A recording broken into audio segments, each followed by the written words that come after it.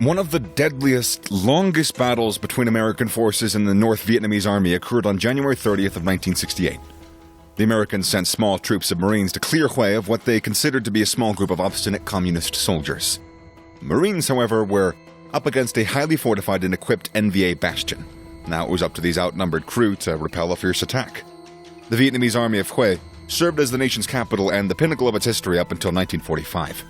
After 150 years, the former imperial capital was substantially unaltered, even as the United States increased its engagement in Vietnam. But on January 30th, 1968, American forces engaged in combat with the North Vietnamese Army and its Viet Cong guerrillas.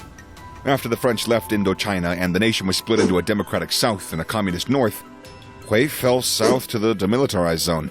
The city had a significant role in American strategy and the nation as it got more involved and dedicated to war operations. It was a crucial supply hub for the American Navy and a link in the supply chain for the Army. Up until 1968, the communists were mainly unable to attack important cities because they lacked the manpower, the resources, and the backing necessary to carry out successful attacks within South Vietnam cities. However, that impression was quickly altered.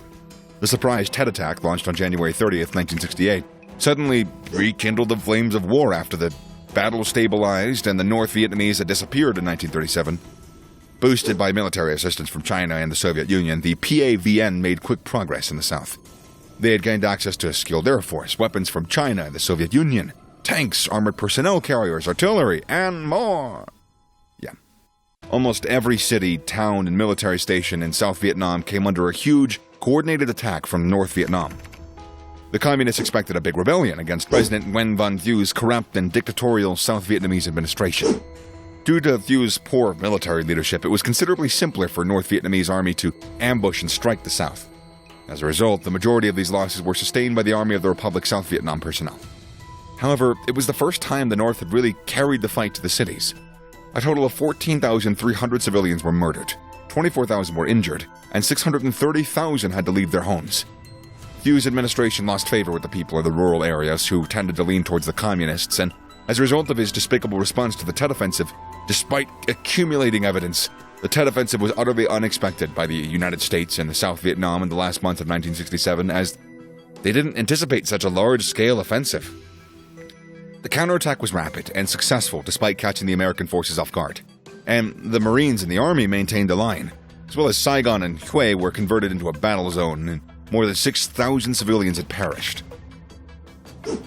By February 25th, both cities were in American control, but not before the battle had cost 120 Americans and 370 friendly ARVN forces their lives.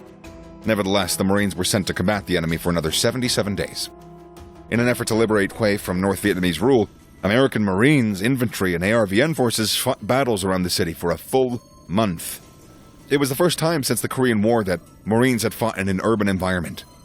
Colonel Ernie Cheatham, commander of the 2nd Battalion, 5th Marines in Hue City, had to consult an ancient Marine Corps field handbook to figure out how to conduct combat in a big city since its troops were so unprepared. The NVA decided to lead a new offensive on the eastern side of the DMZ, knowing that the majority of the American war effort was concentrated around Khasan and the Asha Valley. The plan was straightforward.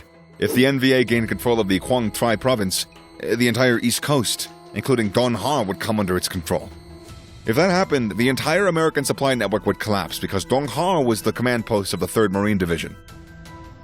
Learning Task Force Robbie was caught with the NVA ambush on April 29th near Ka Mau Route in 88. The battle broke out at 4 p.m., and it continued for more than 7 hours until midnight. The task force suffered 11 deaths and 22 injuries, and the enemy lost over 26 personnel and managed to severely damage some of the Marines' tanks. After Dong Ha received reinforcements from local Marines and the entire sector was placed on high alert, the NVA assaulted on Navy landing crafts transporting supplies to Dong Ha at 4 a.m. the next day. The 3rd Marine Division's commander, Major General Rathfun McClure, sent a battalion of Marines to investigate the 3rd Battalion, and the 9th Marines were sent to the same area to clear it of NVA presence. A fierce firefight ensued, and during which the Vietnamese withdrew under the cover of more than 40 soldiers. Over 70 Leathernecks were wounded, and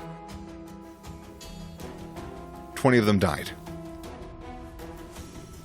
Is Leatherneck a slur? It better not be.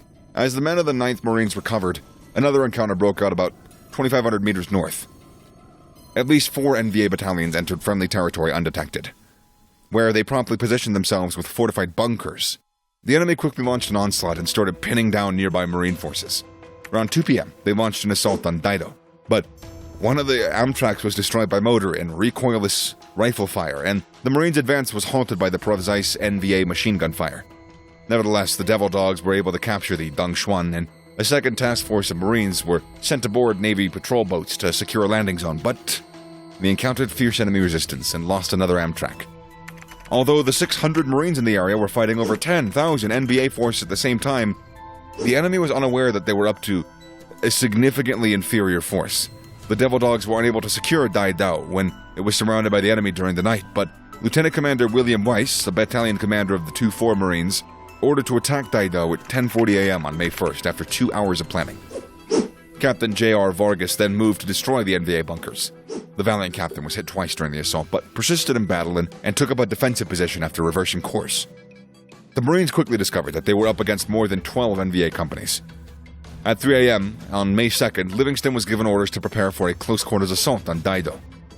The Marines then fixed their bayonets and charged into the opposition while Captain Vargas attacked from a different flank. The Americans were resupplied by Navy boats and relished food and relaxation before the NBA began to send additional scout troops. As night fell, the Marines from the dispersed company reassembled and stood guard for another NVA onslaught. The Marines' M60 machine gun and the backup from the artillery devastated the Vietnamese once they started the main attack. As the enemy's reinforcements pinned Captain Vargas and his men down, they were forced to remain prone in rice paddies. Vargas ordered his soldiers to crawl within the perimeter to huddle together as bullets flew over their heads. On May 3rd, Daido was fully secured a second time. Over 80 Marines perished in the 3-day battle. But only about 400 of the 600-man garrison was wounded. In contrast, the NVA reported about 2,500 casualties out of the 10,000 people who participated in the attacks. Captain Vargas and Livingston received the Medal of Honor for their bravery in battle, and the majority of the Marines, I guess I should say, not the Mariners, received the Purple Heart. Despite the overwhelming odds, the conflict had been overlooked by the media at the time, and only a tiny portion of Americans were actually even aware of what had happened to the 600 Marines. This blackout was not done on purpose. However, 50 years after the infamous Battle of Daido, Montana Senator John Tester is looking to honor the valor of the Marines who fought the forgotten Battle of Daido by attempting to persuade President Joe Biden to award the Marines a Presidential Unit Citation. However, the White House has not released any information on this particular petition, which would be a humble tribute to these Marine forces. Marine survivors have noted that the battle coincided with the riots and political unrest that gripped the United States after the assassination of Reverend Martin Luther King Jr. These devil dogs perished while defending the perimeter against waves of invading North Vietnamese forces. Although the battle hadn't gained media coverage, it would still be one of the greatest achievements to go down in history. So what are your opinions on this long, bloody battle between the outnumbered Marines and the massive NVA troops?